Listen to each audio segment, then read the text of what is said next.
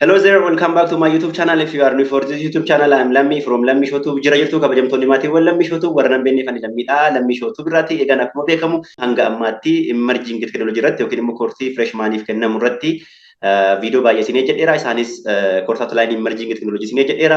Akkasumas chapter 1 emerging technology isinii jedheera. Akkasumas sample question and answer yookiin immoo gaaffiif deebii chapter 1 irratti viidiyoo isinii jedheen ture. Akkasumas chapter 2 kutaa lamatti hireen part 1 fi part 2 isinii dhiyeesseen ture. Akkasumas immoo chapter 3 kana yookiin immoo artificial intelligence irratti kutaa sadiitiin akkan qoodee isinii dhiyeessu waadaa isinii galeen ture. Haaluma waadaa isinii galeen immoo kutaa tokkoffaa fi kutaa lammaffaa isinii dhiyeesseera yookiin immoo isinii hojjedheera jechuudha. Warreen san ilaallee ilaaluu dandeessu. Har'a immoo kutaa dhumaa yookiin immoo the last part yookiin immoo kutaa sadaffaa artificial intelligence irratti yookiin immoo chapter 3 irratti viidiyoo bareedu kana qabadhee isinii dhiyeesseera waan ta'eef haga dhuma viidiyoo kanatti akka hordoftan isinii jechuun barbaada. Egaan kutaa kana keessatti kan nuti waliin ilaallu types of artificial intelligence ilaalla. Akkuma beekamu artificial intelligence bakka baay'eetti qoodnee ilaaluu ni dandeenya. Isaan keessaa inni guguddaan based on capability fi based on functionality dha jechuudha. Fakkeenyaaf based on capability artificial intelligence narrow artificial intelligence jechuu dandeenya, general artificial intelligence jechuu dandeenya, strong artificial intelligence jennee qooduu dandeenya. Akkasumas functionality irratti hundoofne artificial intelligence kana reactive machine artificial intelligence, theory of mind artificial intelligence, limited memory artificial intelligence, self awareness artificial intelligence jennee qooduu ni dandeenya jechuudha. Kanaafuu tokkoon gosa artificial intelligence kana paartii kana keessatti yookiin immoo kutaa kana keessatti ilaalla. Itti aansee how human think akkamittiin akka namni yaadu ilaalla jechuudha. Maal jennaani akkamitti akka namni yaadu yoo barre yookiin immoo namni akkamittiin akka inni waa yaadu akkamittiin akka inni waa problem solve godhu yoo barre sana maashiniif fayyadamuu dandeenya yookiin immoo we can easily map way of human thinking to computer thinking yookiin immoo akkatti namni yaadu kana gara kompiyuteraatti jijjiirra waan ta'eef akkamittiin akka namni yaadu kana ni baranna jechuudha. Sana booda immoo akkamitti akka namni yaadu kana erga barree immoo akkamittiin akka way of thinking keenya kana gara kompiyuteraatti yookiin immoo gara maashiniitti akkamittiin akka maappi goonu ilaalla. Itti aansee influencer of artificial intelligence ilaalla. There are so many influencer of artificial intelligence. Kanaafuu influencer artificial intelligence kan ilaalla. Dhumarratti application area of artificial intelligence example isaa waliin yookiin immoo fakkeenya waliin kan ilaallu ta'a jechuudha. Kanaaf hanga dhuma viidiyoo kanatti akka hordoftan afirraa kiyya. Warri YouTube channel kana subscribe goone immoo ammuma secondii kuna fudhadhaati subscribe akka gootanii subscribe gochuu qofa otoo hin taane immoo mallattoo bilbilaatti buutanii sanaan booda all kan jedhu yoo filattanii yeroo hundaa viidiyoon babbareedaan akka kanaa YouTube channel kanarraa gaafa gadhiifamu jalqaba dhufee sin bira gaha jechuudha. Haala kanaan akka irraa fayyadamtan jechuun barbaada. Hiriyoota keessaniif illee akka share gootanii like gochuu illee dagatina jechuun barbaada. Amma kallattiimaan gara viidiyoo keenyarraatti.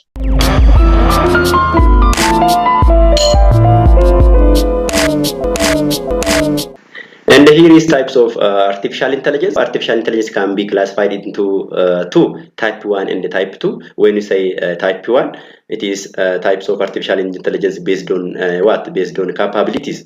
And the second types of artificial intelligence is based on what? Based on functionalities. So based on capabilities, we can classify artificial intelligence into three: weak or narrow artificial intelligence, general artificial intelligence, and we can classify as strong or super artificial intelligence. And when we come to types of artificial intelligence based on functionality, we have four types of artificial intelligence based on this functionality, in which the first one is reactive machine, the second one is limited memory, the third one is theory of mind, and the fourth one is self-awareness artificial intelligence. So we'll see each of these types of artificial intelligence separately. Inni kun immoo maal jechuudha? Gosa artificial intelligence yookiin immoo type of artificial intelligence jechuudha. Fakkeenyaaf otoo internet irra galtanii types of artificial intelligence jettanii gosa artificial intelligence baay'ee isinii fiduu danda'a.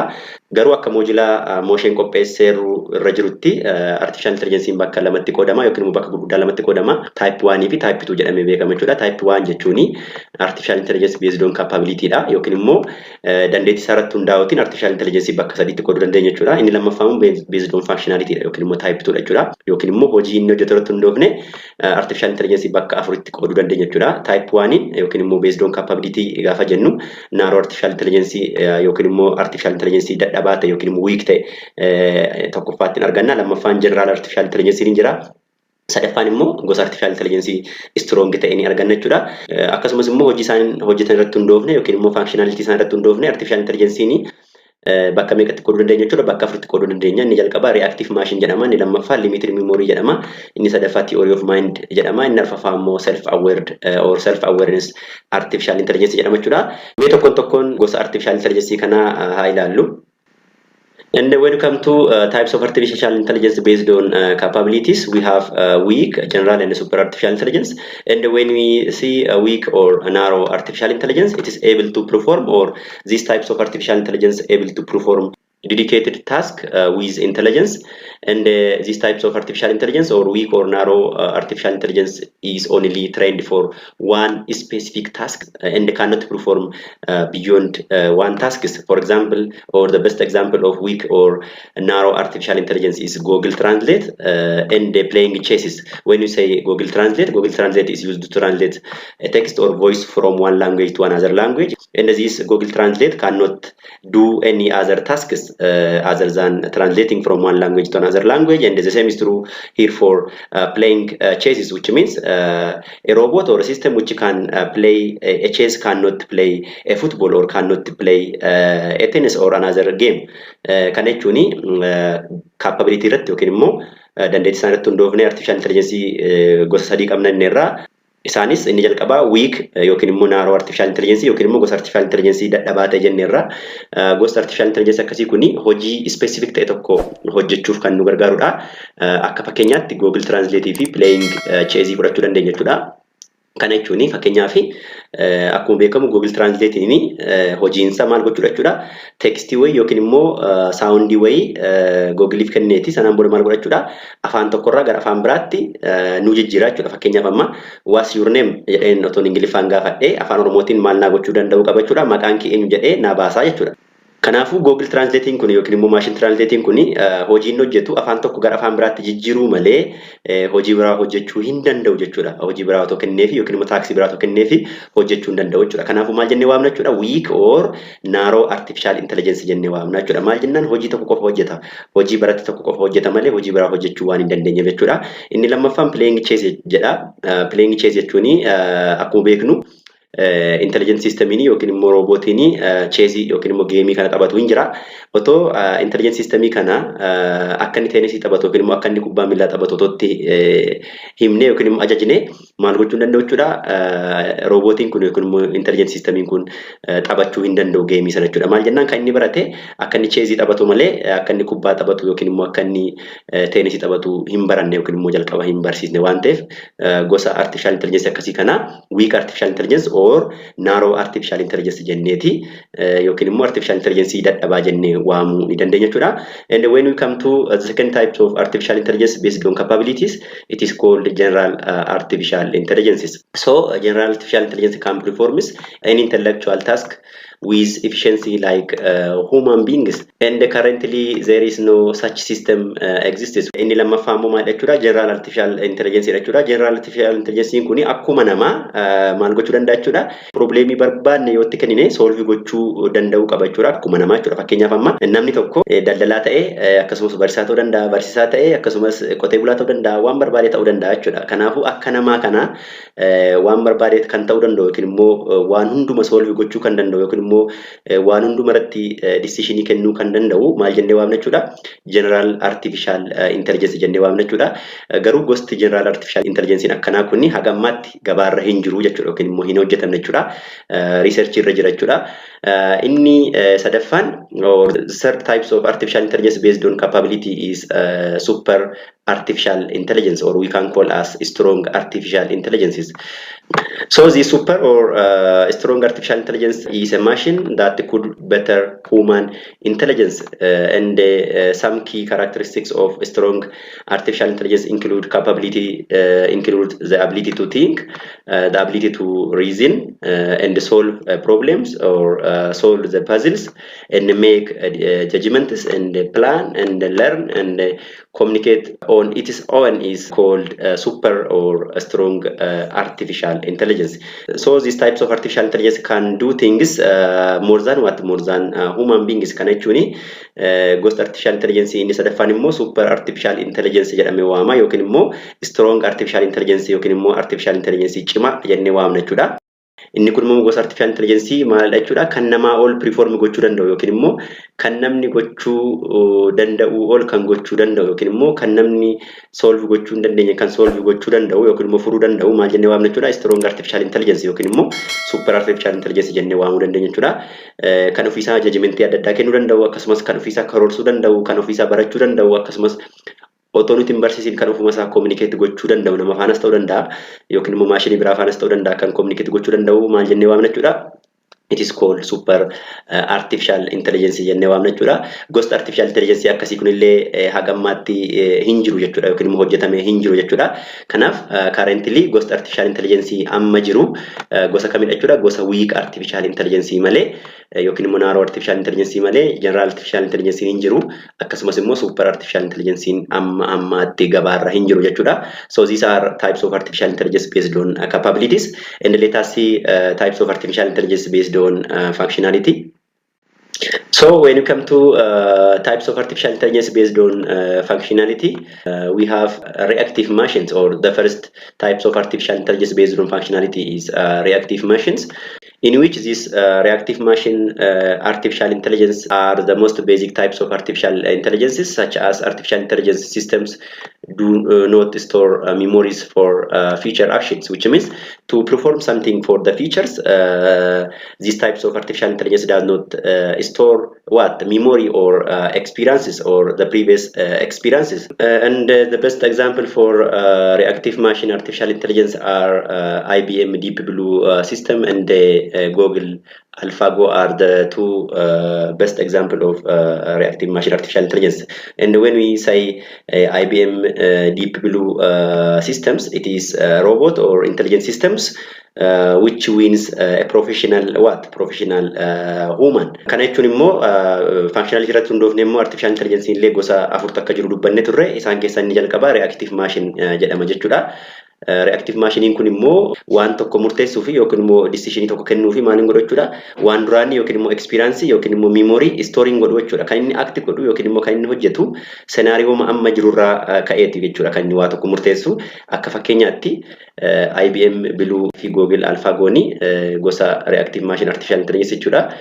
Fakkeenyaaf otoo amma IBM Deep Blue system kana fudhanne gosa artificial intelligence yookiin immoo gosa robotii kan maal gochuu danda'u jechuudha. Kan chess game taphate yookiin immoo game chess taphate kan nama professional ta'e moo'eerudha jechuudha. Kanaafuu game kana yookiin immoo chess kana taphachuu fi artificial intelligence kuni memory yookiin immoo experience isaa yookiin immoo muuxannoo duraan qabu storing godhu jechuudha. Kan inni act godhu ammuma yookiin immoo scenario ammarratti hundaa'etu kan inni hojjetu jechuudha. Kanaafuu gosta akkasii sun reactive machine artificial intelligence jedhameetu waamama jechuudha. And when you come to the second types of artificial intelligence, it is called limited memory artificial intelligence, which means limited memory machines can store past experiences, which means the opposite of what? The opposite of these reactive machines. It stores experiences or past experiences or memories, but it stores for what? For short period of time. The best example of limited memory artificial intelligence is self-driving car. Kanechuni gosti lamaffaan artificial intelligence kun immoo maal jechuudha? Limited memory jedhamee waamama. Limited memory kun immoo maal jechuudha? Past experience yookiin immoo data kan duraanii yookiin immoo muuxannoo duraanii yeroo xiqqoof store godha jechuudha. For short period of time maal godha jechuudha? Store godhateeti sanaan booda isarraa ka'eeti immoo decision kenna yookiin immoo waa ta'e murteessa jechuudha. Fakkeenyaaf otoo self driving car yoo fudhanne makiinaan ofiisaa ofoof kan driver yookiin immoo konkolaachisaa hin barbaanne gaafa karaarra deemu maal gochuu qaba jechuudha? Konkolaataa fuuldurasaa jiruu fi duubasaa jiru distaansii isaan irra jiran hagam akka isaan siqanii jiran hagam akka isaan irraa fagaatanii jiran fi wantoota adda addaa karaarra gaafa deemu sana maal gochuu qaba jechuudha? Capture gochuu qaba. Kana capture godhee immoo maal gochuu qaba jechuudha? For short period of time store gochuu qaba jechuudha. Maal jennaani decision kennuuf isa gargaara waan ta'eef jechuudha. Fakkeenyaaf amma konkolaataan tokko too konkolaataa sana duuba deemaa jira ta'e konkolaataan kuni qaqqabuu dhabuusaa distaansii hagam akka irraa fagaatee jiru kan isaa control gochuuf isa fayyada jechuudha. Yookiin immoo speedii akkamiin akka deemuu qabu yookiin immoo speedii dabaluuf hir'isuuf isa fayyada waan ta'eef sana capture godhachuu qaba jechuudha. Garuu gaafa konkolaataan inni duuba isaa jiru sun darbee fuuldura isaatti darbee deemu daataan sun isa fayyadu dhiisuu danda'a waan ta'eef self driving kaariin kun maal gochuu qaba jechuudha? Experience sana kan store godhe sana lost gochuu qaba jechuudha yookiin immoo balleessee kan konkolaataa biraa kan duuba isaatii dhufaa jiru akkasumas kan fuuldura isaa jiru sana capture gochuu yookiin immoo sana waraabbachuu yookiin immoo sana kaawwachuu qaba jechuudha malee decision kennuuf jechuudha. Kanaafuu gosti artificial intelligence kan data yookiin immoo experience yeroo xiqqoof store godhu maal jennee waamna jechuudha. It is called limited memory artificial intelligence jennee waamna jechuudha. Best example in akkuma isiniin jedhe self driving car jechuudha. And the third types of artificial intelligence based on functionality is theory of mind or theory of mind artificial intelligence, in which these types of artificial intelligence can understand human emotions, beliefs, and able to interact socially like human beings or with human beings. And these types of artificial intelligence or these types of artificial intelligent machines is still not developed. Kana jechuun immoo gosti sadaffaan artificial intelligence kun immoo theory of mind jedhamee beekama. Theory of mind jechuun immoo gosa artificial intelligence kan maal gochuu danda'u jechuudha. Akkuma namaa emotionii kan qabu jechuudha. Kana jechuun akkuma namaa kan gammaduu danda'u, akkuma namaa kan dallanuu danda'u, akkuma namaa kan waan namni gochuu danda'u yookiin immoo kan miira qabu yookiin immoo kan emotionii qabu theory of mind artificial intelligence jenna jechuudha. Hagammaatti gosta artificial intelligence jiranii maal hin qaban jechuudha. Emotionii hin qaban jechuudha. Garuu otoo Soofiyaa fudhattanii gosti artificial intelligence akkasiisuni xiqqoo maal eegalchite jechuudha. Yoo namni itti dubbatu amala kolfuufaa waan akkasii kan inni agarsiisa jechuudha. Kanaafuu eegalimsi ni jira garuu artificial intelligence hagammaatti jiran maal hin qaban jechuudha.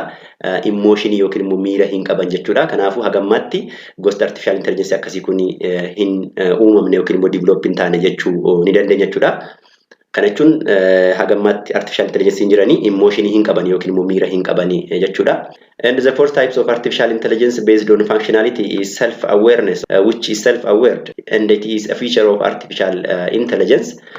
And these types of artificial intelligence have their own conscious mind, sentiments, and self-awarenesses. And these types of artificial intelligence does not exist in reality still, and it is hypothetical concept. Kan jechuun immoo gosta artificial intelligence inni arfaffaan kun immoo self-aware yookiin immoo gosa artificial intelligence self-awareness jennee waamuu ni dandeenya jechuudha. Kana jechuun kan ofii isaanii ofumaan control of gochuu danda'an jechuudha. Otoo namni akkas godhe hin jedhiin kan ofuma isaanii control of gochuu danda'anii self aware artificial intelligence jennee waamna jechuudha. Kanaafuu inni kuni gosta artificial intelligence akkasii kuni hagammaatti waan hin jirree fi maal jennee waamuu dandeenya jechuudha. Artificial intelligence future yookiin immoo kan gara fuulduraatti dhufu jennee waamuu dandeenya jechuudha. Gosta artificial intelligence akkasii kuni akka yaadaatti jira malee realitytiin yookiin immoo dhugummaatiin hagammaatti hin jiru jechuudha. Kanaafuu maal jennee waamna jechuudha. Future artificial intelligence jennee waamuu ni dandeenya jechuudha. So in general, from this category or from types of intelligence based on capabilities, narrow or weak artificial intelligence is only exist today, and this general and strong artificial intelligence or super artificial intelligence are not developed yet. And when you come to artificial intelligence or type of artificial intelligence based on functionality, we have only reactive machines and limited memory types of artificial intelligence, and self-awareness artificial intelligence and the theory of mind artificial intelligence are not developed. Kan jechuun hagammaatti yookiin immoo haga har'aatti gosta artificial intelligence gabaarra jiranii capability jala jechuudha. Kan narrow artificial intelligence ta'e qofadha jechuudha yookiin immoo weak kan ta'e qofadha jechuudha. General artificial intelligence fi strong artificial intelligence hagammaatti gabaarra hin jiru yookiin immoo hin hojjetamne jechuudha. Type 2 tti yoo dhufnu immoo yookiin immoo gosa artificial intelligence based on functionality tti yoo dhufnu immoo reactive machine fi limited memory artificial intelligence amma gabaarra ni jiru. Garuu theory of mind fi self aware artificial intelligence immoo yookiin immoo artificial intelligence warra self aware ta'anii fi warra akka namaa emotion qaban immoo hagammaatti gabaarra hin jiran jechuudha. Kanaafuu kana akka hubattan jechuun barbaada. And the next topic is about how human thinks, or how human being, or how does human being think. This is very interesting part of artificial intelligence. If we know how human being thinks, or if we know how human being learns, or if we know how human beings solve a problem, we can easily map that way of thinking to what? To the computers. Kan jechuun as jalatti immoo kan nuti barannu akkamitti akka namni yaadu baranna jechuudha. Kan jechuun akkamitti akka namni yaadu yoo barree yookiin immoo akkamitti akka namni yaadu yoo beekna ta'e, akkamitti akka namni waa baratu yoo beekna ta'e, akkamitti akka namni problemii solve gochuu danda'u yoo barree maal gochuu dandeenya jechuudha. jechuudha. Koompitara probleemii solve gochuu danda'u akkuma namaa akkasumas immoo koompitara akka namaa yaaduu danda'u koompitara akka namaa waan hunda hojjechuu danda'u hojjechuu ni dandeenya jechuudha. Kanaafuu akkatti namni yaadu yoo barree akkatti namni yaadu sana koompitaraaf fayyadamuu dandeenya yookiin immoo konseptii sana siistemaaf yookiin immoo koompitaraaf appilaayi gochuu dandeenya jechuudha. Kanaafuu akkamitti akka namni yaadu yookiin immoo akkamitti akka namni waa hojjetu yoo barree koompitara siistemii akka namaatti yaaduu danda'u hojjechuuf waan nu gargaaruuf kanaaf konseptii baay'ee bareeduudha jechuudha isheen kuni. So intelligence or cognitive process is composed of three main stages in which the first one is observe and the input. So intelligence or cognitive process is composed of three main stages in which the first one is observe and input the information or data into the brains. The second one is interpret and evaluate the input which is gathered by these stages, and the input that is received from the surrounding environment can be interpreted and evaluated here in this stage. And then next we have decision making or make decisions. After interpretations or after evaluations, our mind react towards what you have received as input and interpreted and evaluated. Kana jechuun namni kan inni yaadu yookiin immoo namni kan inni waa tokko hojjetu steepii sadii keessa darba jechuudha yookiin immoo steepii sadii qaba yookiin immoo steejii sadii qaba jechuudha. Inni jalqaba waa tokko hojjechuuf yookiin immoo waa tokko yaaduuf maal gochuu qabna jechuudha. Jalqaba waan sana wanta ilaaluu qabna yookiin immoo inputiin jiraachuu qaba jechuudha. Erga waa ilaallee yookiin immoo erga inputii wayii fudhannee inputiin sun maal ta'a jechuudha? Interpret ta'a yookiin immoo process ta'a yookiin immoo analyze ta'a jechuudha. Sammuu keenyatu analyze godha sana jechuudha. Erga analyze goone immoo decision wayii fudhannaa jechuudha. Fakkeenyaaf amma otoo amma namni ta'e nuu bilbilee lakkoofsa haaraatiin otoo amma namni ta'e bilbila nuu bilbilee maal jenna jechuudha. Jalqaba hello jenneeti sagalee sana dhaggeeffannaa jechuudha. Sagalee sana dhaggeeffannee yoo sagalee sana beekna ta'e ati abaluudha jennee nama sana maqaa waamnaa jechuudha. Yoo beeknu ta'e immoo ati eenyudha jennee gaafanna jechuudha. As keessatti egaa gaafa sagalee sana dhaggeeffannu sagaleen sun maal ta'a jechuudha? Inputii keenyadha jechuudha. Inputii sana fayyadamne yookiin immoo sagalee sana fayyadamneetu ati abaluudha ati eenyudha jenneetu nama sana himna jechuudha. Kanaafuu isteejii lamaffaatti kana goonaa jechuudha yookiin immoo interpret gooneeti sana eenyudha ati jenna jechuudha. Kanaafuu eenyudha jennee kan nuti gaafannu sun immoo decisionii kennaa jirraa jechuudha yookiin immoo murtoo kennaa jirraa jechuudha. Kanaafuu steepii sadii keessa darbaa jechuudha. Gaafa waa ilaallullee akkasuma waa ta'e ilaalla waan sana erga ilaallee sammuu keenyatti ergina kan nuti ilaallu immoo seensa orgaanii keenyaan jechuudha. Erga sana ilaallee booda gara sammuu keenyaatti deema jechuudha. Wanti ija keenyaan ilaallee yookiin immoo waan gurra keenyaan dhageenye sanaan booda immoo sammuun keenya immoo analyze godheeti interpret godheeti maal godhachuudha? Decision tokko akka nuti make goonu yookiin immoo akka nuti murtoo tokko murteessinu godhachuudha. Kanaafuu namni haala kanaan jechuudha kan inni waa yaadu yookiin immoo kan inni waa murteessu jechuudha. So this process represents the main three layers or components of artificial intelligence systems. Kanaafuu waa inputii fudhachuu yookiin immoo waa observe gochuun sana booda immoo sana interpret gochuun akkasumas evaluate gochuun akkasumas immoo sana booda immoo decision ta'e make gochuuni maal jennee waamna jechuudha? The main three layers of artificial intelligence jennee waamuu dandeenya yookiin immoo componentii artificial intelligence system jennee waamuu dandeenya jechuudha. Kana jechuun sistemni illee gaafa waa hojjetu yookiin immoo gaafa decisionii tokko kennu maal gochuu qaba jechuudha? Steepii namni keessa darbe kana keessa darbuu qaba jechuudha. Jalqaba observe gochuu qaba yookiin immoo inputii fudhachuu qaba. Erga inputii fudhatee immoo inputii sana interpret gochuu qaba. Akkasumas evaluate gochuu qaba. Erga evaluate godhee erga interpret godhee immoo maal gochuu qaba jechuudha? Decisionii ta'e kennuu qaba yookiin immoo decision make gochuu qaba jechuudha. So if we know how human being thinks, we can easily map the way of human thinking to artificial intelligence components. And the way human being thinks contains three components or three layers, in which the first one is stage one, in which the human acquire information from the surroundings by using what? By using different sense organs, in which our sense organ may be our eye, our ear, nose, skin, and so on.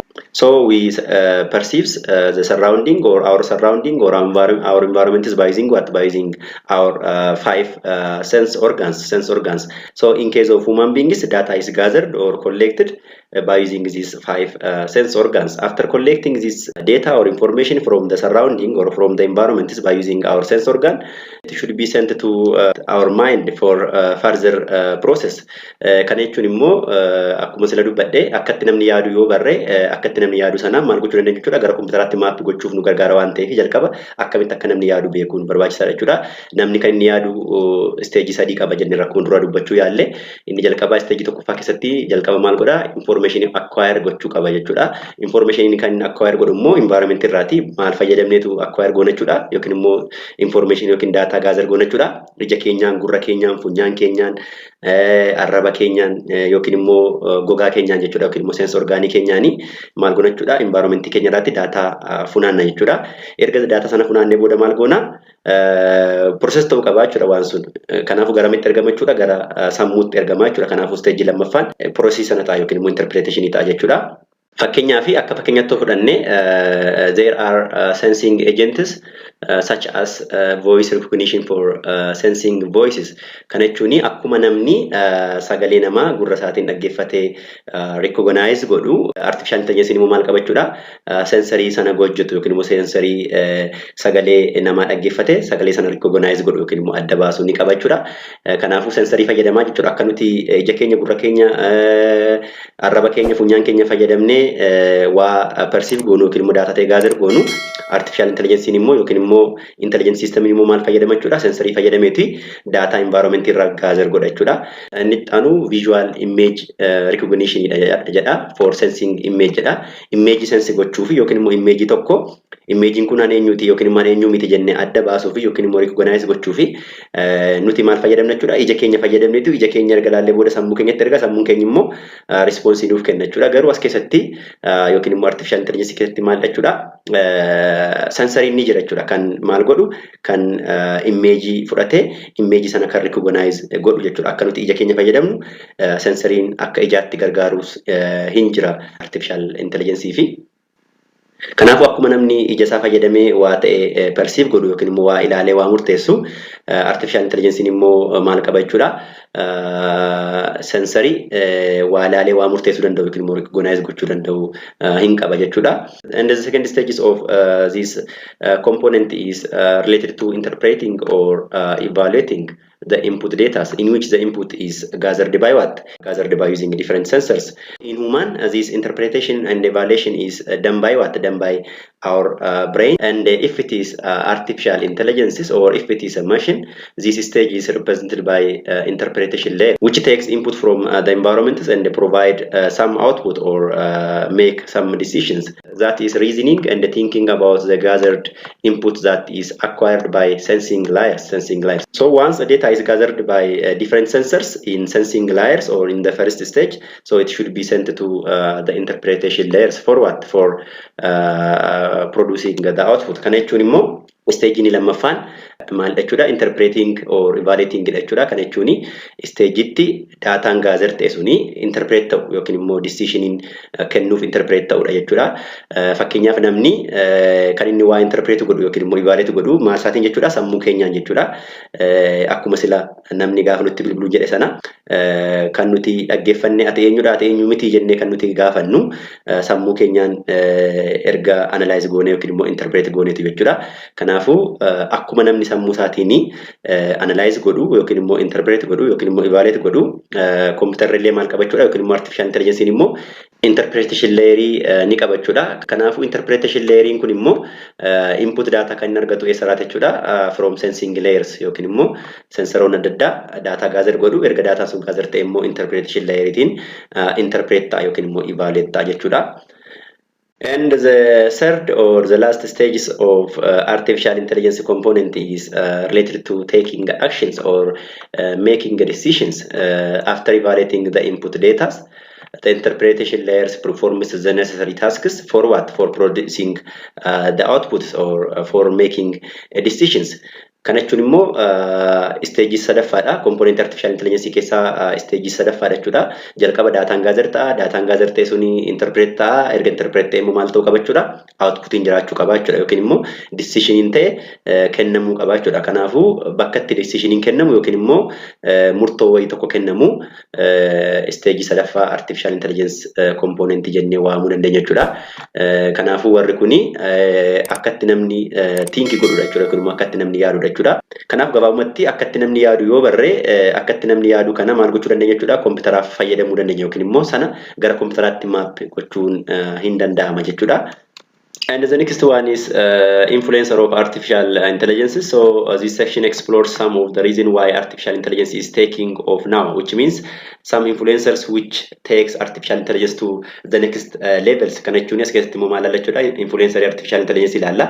Influencer artificial intelligence jechuun warra artificial intelligence kun akka inni guddatu yookiin immoo stage biraatti akka inni darbu yookiin immoo akka inni saffisaan deemu warra godhan ilaalla jechuudha as keessatti. So the following are the basic influencer of artificial intelligence, in which the first one is big data. As we know, big data is a data which is very huge in size, and in which the data can be structured data or unstructured data, or it may be semi-structured data. Kanaafuu influencerii artificial intelligence keessaa inni jalqaba maal jechuudha? Big data jechuudha. Kana jechuun daataan guddaa yoo jiraate yookiin immoo daataan saayiziin isaa guddaa ta'e yookiin immoo big data yoo jiraate maal gochuu dandeenya jechuudha? Daataa guddaa kana koompitaraaf kennuutiin akka koompiterri baratee maal ta'u gochuu dandeenya jechuudha? Akka inni intelligent ta'u yookiin immoo akka namaa akka inni waa baratu akka namaa akka inni waa solve godhu gochuu ni dandeenya jechuudha. Kanaafuu daataan yookiin immoo big dataan roolii guddaa ni qaba jechuudha artificial intelligence keessatti jechuudha. By the way, big data malee artificial intelligence nu yaaduun hin danda'amu jechuudha. Akkuma daa'imni maatii isheerraa, ollaa isheerraa, environment isheerraati afaanis ta'e waan hunduma barattu computer tokko illee artificial gochuuf yookiin immoo artificial intelligence hojjechuuf daataan computer sun yookiin immoo computer system sun irraa baratu jiraachuu qaba jechuudha. Garuu daataan suni maal ta'uu danda'a jechuudha? Daataan sun structured ta'uu danda'a. Unstructured ta'uu danda'a akkasumas immoo semi structured ta'uu danda'a jechuudha. Kanaafuu gabaabumatti yoo daataan hin jiraanne artificial intelligence kana yaaduun hin danda'amu jechuudha. Maal jennaani artificial intelligence yookiin immoo intelligence system kan inni irraa baratu maal irraa jechuudha? Daataa irraa jechuudha. Daataa kennineefiti daata sanaan computer sun akka inni intelligent ta'u barsiisna jechuudha. And the next influencer of artificial intelligence is advancement in computer processing speed and new chips architectures. And the third influencer of artificial intelligence is cloud computing and API or application programming interface. And the fourth influencer of artificial intelligence is the emergence of data sciences. And let us see these three influencers within next slides. So the next influencer of artificial intelligence is advancement in computer processing, which means speed and the new chips architectures and the big data file systems or Hadoop systems. In which processing speeds and the new computer chips architectures contribute to the rapid evolution of artificial intelligence applications. And Hadoop file systems uses these distributed file systems that may run on a cluster of commodity machines, where the storage of data is distributed among clusters. We have seen these concepts of cluster computing in the Hadoop system in chapter 2. And this approach determines the speed with which data is processed, and this approach includes structured, unstructured, or semi-structured data types. Kana jechuun immoo dura maal jennee turre influencer in artificial intelligence keessaa inni guddaan big data dha jenneerra. Kanaafuu big data yoo qabaanne immoo big data kana process gochuuf immoo yookiin immoo computerri akka inni big data kanarraa baratee intelligent ta'u gochuuf immoo maal gochuu qabna jechuudha? Computer nu barbaachisaa jechuudha. Kana jechuun computer speed guddaa qabu barbaaduu ni dandeenya jechuudha. Yookiin immoo maal fayyadamuu qabna jechuudha? System adda addaa kanneen akka cluster computing isa keessaati Hadoop system fayyadamne maal gochuu qabna jechuudha? Big data kana handle gochuu qabna computer barsiisuuf yookiin immoo akka inni computerri data guddaa kanarraa baratee intelligent ta'uuf jechuudha. Kanaafuu computerri speed guddaa qabu chipsonni adda addaa uumamuun yookiin immoo hojjetamuun akkasumas immoo big data file system kanneen akka Hadoop system yookiin immoo cluster system introduce ta'uuni artificial intelligence akka inni guddatuuf faayidaa guddaa ni qaba jechuudha. Kanaafuu gabaabumatti as keessatti big data handle gochuu fi maal barbaanna jechuudha? Computer speed gaarii qabu yookiin immoo Hadoop system yookiin immoo clustering system ni barbaanna jechuudha. Warreen kun introduce ta'uun immoo chipsonni adda addaa computer speed gaarii qabu akkasumas immoo big data solution kanneen akka Hadoop yookiin immoo cluster computing introduce ta'uun immoo maaliif fayyada jechuudha? Akka artificial intelligence guddatu warra godhu keessaa yookiin immoo warra influence godhu keessaa isaan biroodha jechuudha. And the third influencer of artificial intelligence is cloud computing. Cloud computing is a delivery of on-demand services, which means a service which is provided for a users when a user asks the service, and usually through internet on a pay-per-use basis. And a service that can be provided by this cloud computing maybe or might be a data analysis service, or it may be social media, or it may be storage service. When you say storage service, it may be text or document or audio or different video. And e-commerce service are some of the service that can be provided by cloud computing, and artificial intelligence capability that are available through the internet and supported by cloud computing. Inni sadaffaan immoo yookiin immoo influenceriin sadaffaan artificial intelligence immoo cloud computing jechuudha. Akkuma chapterii tokkoffaa keessatti ilaalle cloud computing kuni example emerging technology keessaa tokko ta'uu ni danda'a jechuudha. Cloud computing jechuun service karaa internetaa useriif provide ta'udha jechuudha. Service sun kan nu provide nu ta'u on demand service jechuudha, yookiin immoo service yeroo barbaadnu yookiin immoo gaafannee fayyadamnu jechuudha. Kan inni provide nu ta'u karaa internetii jechuudha. Serviceonni cloud computing kanaan provide ta'an immoo yookiin immoo kennaman immoo service gosa akkamii ta'uu danda'u, data analysis ta'uu danda'u, yookiin immoo data keenya cloud irratti analyze gochuu ni dandeenya jechuudha. Kanaafuu service data analysis illee hin kenna jechuudha. Cloud computing kuni akkasumas storage service illee hin kenna jechuudha. Kana jechuun akkuma flash irra akkuma internal fi external storage adda addaarra faayila keewwannu cloud computing illee data keenya nu kaa'uu danda'a jechuudha. Fakkeenyaaf amma emailin example cloud computing ta'uu ni danda'a, yookiin immoo Google Drivein example cloud computing ta'uu ni danda'a jechuudha. Maal jennaani email keenya irra yookiin immoo Google Drive irra maal kaawwachuu dandeenya jechuudha. Faayila barbaadne achirratti attach goonee yookiin immoo upload goonee fayyadamuu ni dandeenya jechuudha. Kanaafuu email sanarraati bakka barbaadnetti yeroo barbaadnetti gaafannee maal ta'uu dandeenya jechuudha. Yoo internetii qabaanne faayila keenya access gochuu dandeenya jechuudha. Kanaafidha on demand service kan nuti jenneef jechuudha.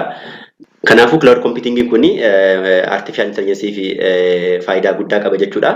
Here there is API. API expose capabilities and services. API means application programming interfaces, in which API enables software component to communicate with each other in cloud computing. So to make different component of software to easily communicate with each other, so we need what? We need this API or application programming interface system. Kana jechuun immoo API kun immoo maal godha jechuudha?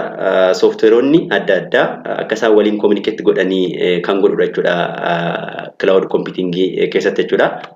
All significant companies in artificial intelligence service market delivers their service and the tools on the internet through application programming interface over cloud platforms.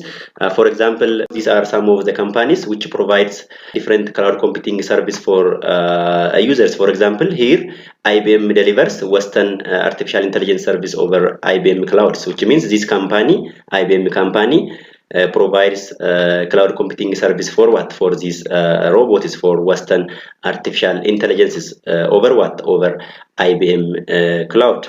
And Amazon artificial intelligence also provide a service or deliver a service over Amazon web services. And the Microsoft artificial intelligence tools are also available over Microsoft Azure cloud. Kanaafuu warra asirratti listi ta'anii jiran kun immoo dhaabbattoota cloud serverii qabanidha. Dhaabbanni kun maal godhachuudha? Maal kennu? Tajaajila cloud computing artificial intelligence warreen kennanidha jechuudha. Fakkeenyaaf IBM dhaabbanni jedhamu cloud serverii ni qaba. Cloud serverii sana maqaan isaa IBM cloud jedhama. Artificial intelligence ni Western jedhamu. Storage service fi waa'ee analyze gochuuf akkasumas waa'ee store gochuuf robotiin kun service isarra fayyadama jechuudha. IBM kanarraati fayyadama jechuudha. Akkasumas Amazon artificial intelligence illee karaa kamii service isaa provide godha jechuudha. Karaa Amazon web service provide godha jechuudha. Microsoft tool illee akkasuma cloud mataa isaa ni qaba jechuudha. Kanaafuu dhaabbanni baay'een maal qabu jechuudha? Cloud ni qabu yookiin immoo cloud server ni qabu jechuudha. Kanaafuu namni kamuu cloud isaanii sana kireeffachuutiin maal gochuu danda'a jechuudha? Waan barbaanne irratti hojjechuu danda'a jechuudha. Analysis service ta'uu danda'a yookiin immoo network service ta'uu danda'a yookiin immoo storage service ta'uu danda'a. Sana fayyadamnee artificial intelligence hojjechuu ni dandeenya yookiin immoo intelligence system hojjechuu ni dandeenya jechuudha. Kanaafuu jiraachuun cloud computing artificial intelligence akka influenceritidha jechuudha. Kana jechuun artificial intelligence tokko yookiin immoo intelligence system tokko storage service, network service akkasumas analysis service maalirraa argatee hojii isaa hojjechuu danda'a jechuudha. Cloud irraa fayyadamee hojii isaa hojjechuu ni danda'a yookiin immoo decision tokko make gochuu ni danda'a jechuudha. Kanaafuu cloud computing is one of the influencer of artificial intelligence jechuu ni dandeenya jechuudha. And these are benefit we can get from cloud computing or cloud platforms, in which the first one is availability, scalability, accessibility, rapid, flexible billing options, simpler operations, and easily manageables are some of the benefit we can get from cloud computing. Kan jechuun immoo cloud computing kan irraati yookiin immoo cloud computing kana fayyadamuuni faayidaa inni qabu keessaa inni jalqaba availability dha jechuudha. Availability jechuuni fakkeenyaaf amma otoo data ta'ee cloud irraa qabaanne yookiin immoo cloud server irraa qabaanne yoo internetii qabaanne bakka barbaade teenye maal gochuu dandeenya jechuudha. Faayila keenya sana yookiin immoo data keenya kana access gochuu ni dandeenya jechuudha. Kanaafuu availability jechuudha. Everywhere availability jechuudha. Bakka internetiin jiru jechuudha. Fakkeenyaaf akkuma email isiniin jedhe sana jechuudha. Email irraati bakka internetiin jiru hundatti maal gochuu dandeenya jechuudha. Banne data email sanarra jiru fayyadamuu dandeenya jechuudha. Kanaafuu cloudin maal jechuudha? Availability jechuudha. Yookiin immoo availability ni qaba yookiin immoo benefit akkasii ni qaba jechuudha. Inni lammaffaa scalability jechuudha. Kana jechuun data haga barbaanne maal gochuu dandeenya jechuudha. Cloud sanarra kaawwachuu ni dandeenya jechuudha. Inni itti aanu accessibility dha. Kana jechuun akka barbaannetti yookiin immoo bakka barbaannetti maal gochuu dandeenya jechuudha. Data keenya yookiin faayila keenya cloud irraati access gochuu ni dandeenya jechuudha. Inni itti aanu rapid deployment jedha. Kana jechuun immoo fakkeenyaaf amma cloud platform fayyadamne yookiin immoo cloud fayyadamne otoo artificial intelligence tokko deploy goona jenne easily deploy gochuu dandeenya jechuudha. Inni itti aanu flexible billing option jedha. Akkuma beekamu Amazoniin fakkeenya cloud keessaa isa tokko jenneerra. Amazon irraati akkuma beekamu waan adda addaa bituu dandeenya. Kanaafuu yeroo bittaa sana binnu flexible billing option ni qaba jechuudha. Cloud serveriin jechuudha. Inni itti aanu simple operation jedha. Operation isaanii maal jechuudha? Simple dha jechuudha kan cloud platformii akkasumas easily manage gochuu ni dandeenya jechuudha. Kanaafuu cloud computing yoo fayyadamne yookiin immoo cloud platformii yoo fayyadamne artificial intelligence fi faayidaa warreen kana argachuu ni dandeenya jechuudha. And the next topic in this chapter is application of artificial intelligences. Application of artificial intelligences. As you know, artificial intelligence can be applied to every disciplines, which means artificial intelligence is making our daily life more comfortable and faster. And we can apply this artificial intelligence to every disciplines like agriculture, education, finance, and e-commerce, in gaming, in data securities, in social medias, in travel and transport, in automotive industries, in robotics, in healthcare and entertainment, and so on are some of the application area of artificial intelligence, or some of the area we can apply this AI or artificial intelligences. And let us see this application of artificial intelligence one by one. For example, if you come to application of artificial intelligence in agriculture, artificial intelligence as agriculture, robotics, solid and crop monitoring, and predictive analysis, kan jechuun akkuma beeknu bara kan artificial intelligence baay'inaan maalirratti apply ta'aa jira jechuudha. Agriculture irratti apply ta'aa akka jiru hundi beekna jechuudha. Kan jechuun oomishaaf oomishtummaa dabaluu fi artificial intelligence kana baay'inaan fayyadamaa jirra jechuudha. Fakkeenyaaf roobotonni yookiin immoo droononni midhaan itti qoricha namaa biifan bara kana hojjetamaniiru jechuudha. Duratti namatu qoricha aramaa yookiin harkaan aramna yookiin immoo maal goona qoricha aramaa dugda keenya itti baachuutiin midhaan itti biifna ture. Garuu amma maaliin bakka bu'aa jira jechuudha. Roobotonni adda addaa yookiin immoo droononni adda addaa qoricha aramaa kan biifan ni jiru. Akkasumas immoo oomishaaf oomishtummaa kan predict godhan ni jiru. Akkasumas immoo dhukkuba midhaanii kan predict godhu yookiin immoo midhaan kun dhukkuba akkamiin qabamuu danda'a jedhee kan predict godhu. Akkasumas soil fertility yookiin immoo fertility lafaa kan predict godhu fi kanneen kana fakkaatan kan predict godhan ni jiru jechuudha area agriculture kan irratti. Kanaafuu agricultureif apply gochuu ni dandeenya artificial intelligence kana jechuudha. And the second application area of artificial intelligence is in healthcare. So in this area or in healthcare, we can use artificial intelligence to make better and faster diagnosis than human beings. Kana jechuun device yookiin immoo intelligence system area health irratti fayyadamuu ni dandeenya jechuudha. Kan dhukkuba nama adda baasan, kan dhukkuba nama predict gochuu danda'an, kan nama yaaluu danda'an fi kanneen kana fakkaatan area health irratti yookiin immoo area fayyaa irratti kan kennuu danda'an gosta artificial intelligence baay'een ni jiru jechuudha. Kana jechuun artificial intelligence haga nama operation godhu yookiin immoo surgery godhutti kan jirullee bara kana hojjetamaa jira yookiin immoo ni jira jechuudha. Kanaafuu area fayyaa irratti illee baay'inaan ni fayyadamna artificial intelligence kana yookiin immoo AI kana jechuudha. And the next application of artificial intelligence is in the area of education, which means artificial intelligence in the future can be work as a personal virtual tutor, which means creating artificial teachers. Kana jechuun artificial intelligence yookiin immoo intelligence system akka barsiisaatti barsuu danda'ullee bara kana hojjetamaa jira jechuudha. Yookiin immoo virtual tutorii kan kennuu danda'u yookiin immoo akka namaatti kan waa barsiisuu danda'u jechuudha. Kanaafuu area educationitti yookiin immoo barnoota irratti illee fayyadamuu dandeenya jechuudha. And the next application area of artificial intelligence is in finance and e-commerce or electronic commerce. Artificial intelligence is helping shoppers to discover associated product with recommended size, color, and even brands. Kana jechuun immoo artificial intelligence yookiin immoo intelligence system area marketing yookiin immoo e-commerce irratti fayyadamne maal gochuu dandeenya jechuudha. Product adda addaa recommend gochuu dandeenya yookiin immoo recommendation system akkasii hojjechuu ni dandeenya jechuudha. And the next application of artificial intelligence is artificial intelligence in gaming. Artificial intelligence can be used for gaming purpose, which means currently there are different robots or intelligence systems which can play a game with human beings or within another intelligence systems or machines. Kana jechuun bara kana intelligence system akka namaatti nama waliin game taphatu akkasumas immoo akka namaatti maashinii biraa waliin game taphatu baay'inaan ni jiru jechuudha. Kanaafuu area game irratti fayyadamuu ni dandeenya yookiin immoo artificial intelligence kun area game irratti apply ni ta'a jechuudha. And the next application area of artificial intelligence is in data security, which means artificial intelligence can be used to make your data more safe and secure. And some example of artificial intelligence which can provide security for us include AEG boot and AI2 platform or artificial intelligence can provide what or used to determine software bugs or errors and cyber attack in better ways. Kana jechuun artificial intelligence maaratti fayyadamuu dandeenya jechuudha. Security fayyadamuu dandeenya yookiin immoo data keenya secure gochuu fi artificial intelligence fayyadamuu ni dandeenya yookiin immoo artificial intelligence ni data keenya secure gochuuf nu gargaaran akka jiranillee beekamaadha jechuudha. Fakkeenyaaf warreen kun lamaanii gosa artificial intelligence maal gochuuf nu gargaaran jechuudha. Data keenya secure gochuuf gargaaran errorii fi akkasumas immoo hackeroonni akka isaan attack nun goone kan godhanidha jechuudha gosti artificial intelligence akkasii kuni. Kanaafuu data secure gochuuf yookiin immoo information keenya secure gochuuf illee maaliin fayyadamna jechuudha? Artificial intelligence fayyadamna jechuudha.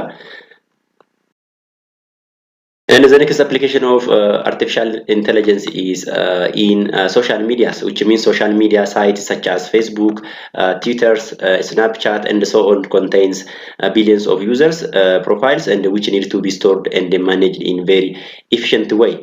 Kana jechuun dhaabbanni baay'een bara kana maal fayyadamaa jiru jechuudha yookiin immoo platformiin baay'een artificial intelligence kana fayyadamaa jiru jechuudha. Fakkeenyaaf tooma YouTube fudhannee platformiin sun maal jechuudha gaafa isin viidiyoo laaltanii viidiyoo sana fakkaatu ofuma isaa recommend isin godhaa jechuudha. Yoo isin viidiyoo wayii search gootanii kan viidiyoo sanatti dhiyaatu ofuma isaa recommend isin godha jechuudha. Kanaafuu recommendation systemiin YouTubein fayyadamu maal jechuudha product yookiin immoo bu'aa artificial intelligence jechuudha. Akkasumas otoo Facebook fudhannee Facebookin gaafa nuti suura namaa post goonu nama kana tag godhe jedhee ofuma isaatii nuuf fida jechuudha. Kanaafuu face recognition ni qaba jechuudha Facebookin. Kanaafuu bara kana social media adda addaa kanneen akka Facebook, Twitter, Snapchat fi kanneen kana fakkaatanii artificial intelligence fayyadamaa jiru jechuudha. And the next application area of artificial intelligence is in travel and transport, which means powered chatbot which can make human-like interaction with a customer for better and faster response. Kana jechuun immoo area transport ittillee maal fayyadamuu dandeenya jechuudha. Artificial intelligence fayyadamuu dandeenya yookiin immoo fayyadamaa jirra jechuudha. Fakkeenyaaf otoo chatbot fudhattanii chatbotiin kun akkuma isinitti hime artificial intelligence yookiin immoo intelligence system kan nama waliin communicate yookiin immoo conversation gochuu dandeessudha jechuudha. Kanaafuu chatbot sana gaafachaa gara barbaannetti travel gochuu dandeenya yookiin immoo gara barbaannetti deemuu ni dandeenya jechuudha. Akkuma kana Google Map illee fudhattanii Google Mapin maal gochuu danda'a jechuudha. Bakka jirtan sinitti hima akkasumas immoo destination keessan bakka deemtan itti muutini karaa sin agarsiisuu danda'a yookiin immoo kiiloomeetirii hafe sinitti himuu danda'a jechuudha. Kanaafuu artificial intelligence kanneen akka Google Map kanneen akka chatbot traveliif yookiin immoo transportiif yookiin immoo transportationiif fayyadamuu ni dandeenya yookiin immoo area kanatti fayyadamuu ni dandeenya jechuudha. And the next application of artificial intelligence is in the area of automotive industry. Some of the automotive industries are using artificial intelligence to provide virtual assistants to their use for better performances, such as Tesla company has introduced Tesla Boot, which is an intelligent virtual assistant in automotive industry. And various industry are currently working for developing self-driven or self-driver cars, which can make your journey more safe and secure. Kana jechuun immoo artificial intelligence dhaabbata automotive yookiin immoo bakka konkolaataan oomishamutti illee apply gochuu dandeenya jechuudha. Fakkeenyaaf amma dhaabbanni Tesla kan konkolaataa oomishu roobootii Tesla Boot jedhamu ni qaba jechuudha. Tesla Bootiin kun maaliif gargaarta jechuudha? Konkolaataa oomishti yookiin immoo konkolaataa hojjette jechuudha. Kanaafuu waa tokko ittiin oomishuuf illee maal fayyadamuu dandeenya jechuudha? Artificial intelligence fayyadamuu dandeenya jechuudha yookiin immoo artificial intelligence apply gochuu ni dandeenya jechuudha. And the next application area of artificial intelligence is in robotics. General robots are programmed and such that they can perform some repetitive tasks. By the way, there is a big difference between robot and artificial intelligent robot or artificial intelligences. When you say robot is programmed to do, but when we take artificial intelligence or artificial intelligent robot, they are programmed to learn as human beings. Kana jechuun artificial intelligence fi robotiini garaagarummaa guddaa ni qabu jechuudha. Robot gaafa jennu akka waa hojjetaniif program ta'anii jechuudha. They are programmed to do something akka isaan waa hojjetaniif program ta'anii jechuudha. Fakkeenyaaf otoo amma eeriyaa hoteelaa irratti fudhannee otoo robotii kan nama keessumsiistu qabaanne maal jechuudha. Robotiin sun akka isheen nama keessumsiistutti program taate jechuudha. Malee waan biraa hojjechuu hin dandeessu jechuudha yookiin immoo waan itti himame qofa hojjetti jechuudha. Akkas godhe jedhameetu itti himameera. Isarratti hundoofteetu maal goote jechuudha? Hojii hojjetti jechuudha. Garuu artificial intelligence yoo jenne yookiin immoo artificial intelligence robot yoo jenne kan maal ta'uu danda'u jechuudha? Kan barachuu danda'udha jechuudha. Kan upgrade of gochuu danda'udha jechuudha malee hojiima tokko qofa irra deddeebi'ee kan hojjetu miti jechuudha. Kanaafuu robotiin waan tokko akka hojjetuufidha kan inni hojjetamu jechuudha. Kanaafuu hojii sana yookiin immoo probleemii sana irra deddeebi'uun furuu ni danda'a garuu baratee of guddisuu hin danda'u jechuudha akka artificial intelligence yookiin immoo artificial intelligence robotii jechuudha. Kanaafuu fakkeenyaaf amma as example humanoid robot Sophia has been developed which can talk and behave like human, but with the help of artificial intelligence we can create intelligent robot which can perform tasks with their own experiences without pre-programmed. By the way, why Sophia kana hin beektu jedhee yaada. Sophiyaan kuni robotii yeroo jalqabaaf lammummaa argattedha biyya Saudi Arabiyaatti. Lammummaan kennameefii jechuudha. Akka dubartiitti dubartii taateeti lammummaan kennameefii lammummaa biyya Saudi Arabiyaa qabdi jechuudha. Kan isheen eegalamte yookiin immoo robotiin kun kan isheen hojjetamte persentiin 67 programmeroota Itoophiyaatiin jechuudha. Sophiyaan kuni afaan lama dubbachuu dandeessi. Afaan jalqabaa ishee afaan Ingiliffaadha. Afaan Amaariffaallee dubbachuu ni dandeessi jechuudha. Nama waliin afaan Amaariffaa afaan Ingiliffaatiin communicate gochuu ni dandeessi jechuudha Sophiyaan kuni. Kanaafuu Sophiyaan kuni waan nuti itti himne yookiin immoo waan nuti barsiisne qofa dubbatti yookiin immoo akti gooti yoo ta'e maal jenna jechuudha? Robotiidha jenna jechuudha. Garuu artificial intelligence fayyadamne yookiin immoo with the help of artificial intelligence we can create intelligent robots. Robotii ma Sophia kana intelligent Sophia gochuu hin dandeenya jechuudha. Maal fayyadamne? Artificial intelligence fayyadamne robotii intelligent robot gochuun hin danda'ama jechuudha. Gaafa robotiin intelligent robot taate yookiin immoo artificial intelligent gaafa taate maal gochuu dandeessa jechuudha? Waan nuti ittiin qofa otoo hin taane officially baratte waan ta'e perform gochuu dandeessa yookiin immoo rakkoo ta'e furuu dandeessa yookiin immoo decision mataa isheetiin fudhachuu ni dandeessa jechuudha. Kanaafuu kuni garaagarummaa robotii fi intelligent robotii jechuudha. Walumaa galatti artificial intelligence kana area kamirratti apply gochuu dandeenya jechuudha.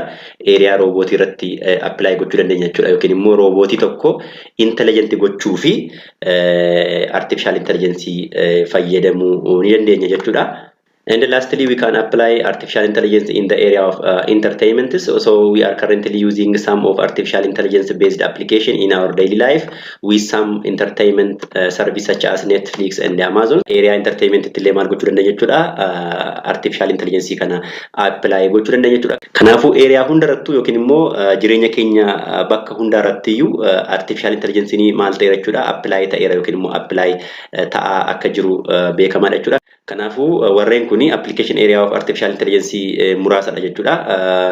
And to create intelligent systems, we need artificial intelligence tools and we need artificial intelligence platforms. So there are so many artificial intelligence tools and platforms which can be used for artificial intelligence. So artificial intelligence platforms are defined as some sort of hardware architectures or software framework that allows software to run.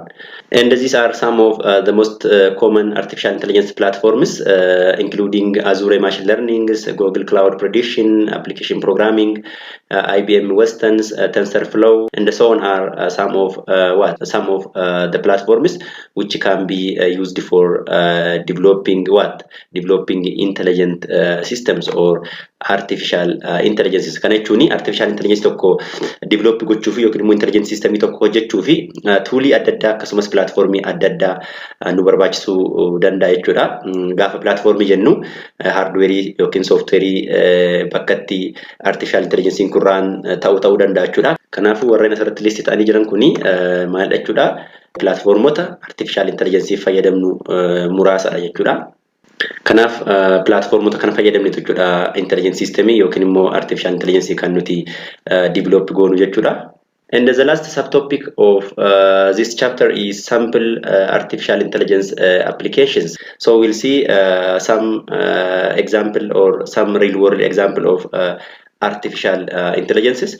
So the first sample application of artificial intelligence is in commuting or in transport. So in transport area, these are some real-world example or some real-world artificial intelligence products like Google Artificial Intelligence Powered Prediction, ride-sharing applications, Uber, Lyft, commercial flight use, and artificial intelligence auto pilots are some of real world example of artificial intelligence application in commuting. Kana jechuun commuting irratti yookiin immoo transport irratti artificial intelligence yookiin immoo intelligent system nuti fayyadamaa jirru warreen kanadha jechuudha. Yookiin immoo asirratti list ta'an kuni intelligent systemota area transport irratti fayyadamaa jirrudha jechuudha.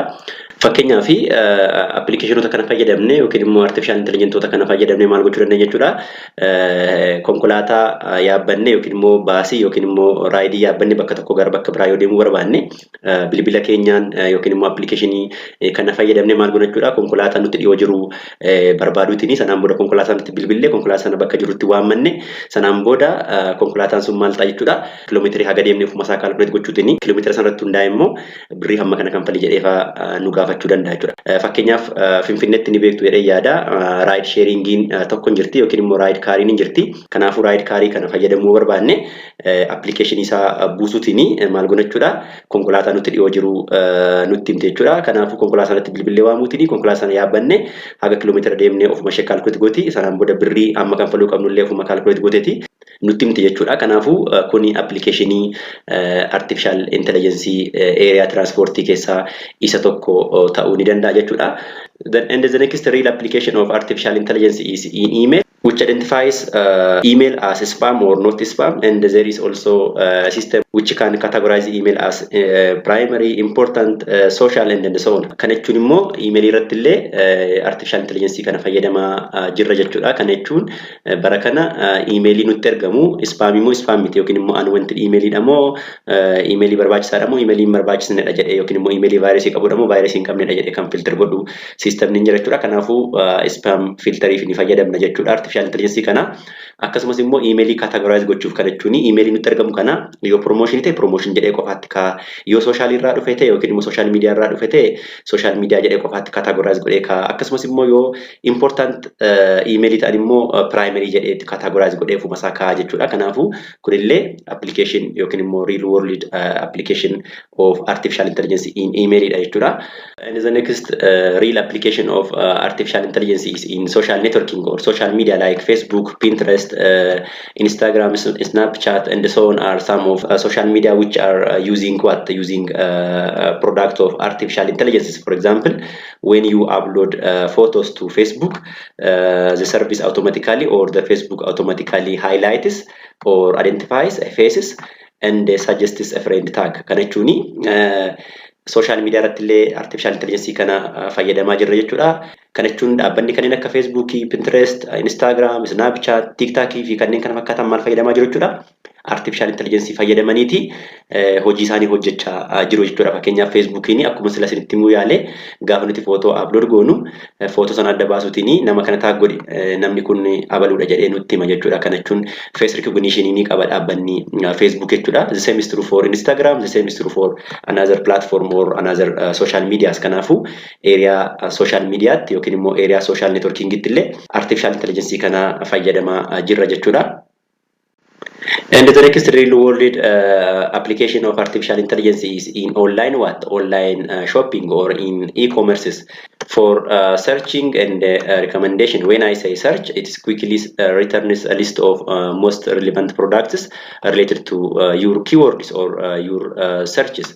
And when I say recommendation, you can see a recommendation from product you are interested in. As a customer who viewed this item also viewed, and the customer who bought this item also bought, as well as via personalized recommendation on the homepage or bottom of the item page or through email. Kana jechuun area gurgurtaa irratti yookiin immoo e-commerce irratti illee artificial intelligence fayyadamaa jirra bara kana jechuudha. Fakkeenyaaf gaafa nuti waa bituu barbaannu gaafa nuti search goonu website tokko gallee gaafa nuti search goonu waan search goone sana nu baasuun samaallee jennee waamna jechuudha. Artificial intelligence ni jira jechuudha. Kanaafuu search engine waan nuti search goonu nu baasu Googlein maal ta'uu danda'a jechuudha. Artificial intelligence dha jechuudha. Akkasumas immoo suggest nu godha gaafa nuti waa binnu yookiin immoo gaafa nuti search goonu suggest nu godha. Kana jechuun namni kana bitee kanas biteera atis kana bittaa jedhee recommend nu godha jechuudha. Akkasumas immoo customeriin kana laalee kanallee laaleeratillee kana laaluu barbaadda jedheeti ofii isaa recommend nu godha jechuudha. Fakkeenyaaf amma nuti online yoo ta'u uffata daa'imaa binne systemni suni yookiin immoo artificial intelligence maan nu gochuu danda'a jechuudha. Shaangulliitii yoo bittuu jedhee recommend nu gochuu ni danda'a jechuudha. Akkasumas immoo daayiperiin bittuu jedhee ofuma isaa recommend nu godha jechuudha. Kana jechuun waan nuti binne ilaaluutiin yookiin immoo waan nuti search goone ilaaluutiin waan isa fakkaatu recommend kan nu godhan intelligence system naannoo area shopping yookiin immoo e-commerce illee ni jiru jechuudha. Kanaafuu kunillee application artificial intelligence jechuudha. And the next real world application of artificial intelligence is in mobile uses, which means today our mobile phone or our smartphone come up with different intelligent applications like face recognitions, fingerprint, voice to text, text to voice, smart personal assistants. For example, if we see voice to text, you can start speaking to your mobile, and your mobile or your phone converts the audio into the text and vice versa, which means we can also convert this text into voices, and also there is Google Translation, or we can translate texts or sounds from one language to another language. We can have also personal assistants or smart personal assistant or digital assistants, which come up with our mobile phones. Now that voice to text technology is accurate enough to replay on for basic conversation, example Siri, Google Assistant, Cortana, and so on. Kana jechuun immoo bara kana bilbila keenyaan bu'aa yookiin immoo product artificial intelligence baay'ee fayyadamaa jirra jechuudha. Fakkeenyaaf mobile keenyaan maal gochuu dandeenya? Ashaaraatiin cufuu dandeenya. Kun bu'aa artificial intelligence ti. Akkasumas fuula keenyaan cufuu dandeenya. Fuula keenyaan banuu dandeenya. Kunillee bu'aa artificial intelligence ti. Akkasumas afaan tokko irraa gara afaan biraatti jijjiiruu dandeenya mobile keenya irra teenye. Kunillee bu'aa artificial intelligence ti. Akkasumas tekstii gara audiotti yookiin immoo tekstii gara sagaleetti yookiin barreeffama gara sagaleetti sagalee gara barreeffamaatti illee jijjiiruu dandeenya. Kunillee bu'aa artificial intelligence jechuudha. Akkasumas immoo mobile keenya waliin kan dhufanii digital assistantiin kanneen akka Siri kan mobile Apple irratti hojjettu jirti. Akkasumas immoo Googlein dhaabbanni Google assistantii mobile yookiin immoo Androidiif hojjeteera. Akkasumas dhaabbanni Microsoft digital assistantii Cortana jedhamtu kana hojjeteera jechuudha. Kanaafuu warreen kun bu'aa maaliiti jechuudha? Warreen kun bu'aa artificial intelligence jechuudha. Kanaafuu artificial intelligence kuni area baay'eetti apply ta'aniiru jechuudha. Akkasumas immoo apply ta'aa jiru jechuudha. Yaa kilaasii keenya xumureera jechuudha. So waan dhaggeeffataniif guddaa galatooma. Yoo gaaffii qabaattan gaafachuu dandeessu. Bye bye.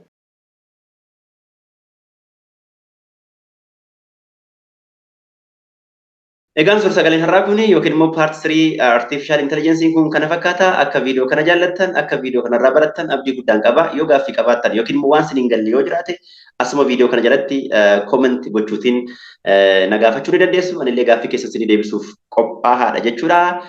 Viidiyoo babbareedaa kanallee gara fuulduraatti yookiin immoo chapter 4 fi chapter 5 6 7 illee nan isin dhiyeessa kanaafuu subscribe gootanii mallattoo bilbilaatti guutanii all kan jedhu filattanii akka notification yeroo viidiyoon adda addaa sirraa gadhiifamu akkasiin bira ga'u gochisiisuu ni dandeessu jechuudha. Waan dhaggeeffattaniif guddaa galatoomaa jechuun barbaada. Akkasumas hiriyoota keessan gara YouTube channel kanatti akka affeertanii akka isaan irraa baratan kabajaan isin gaafadha jechuudha. Waan dhaggeeffattaniif guddaa galatoomaa sinan jaalladha sinan kabajaa yeroo gaarii.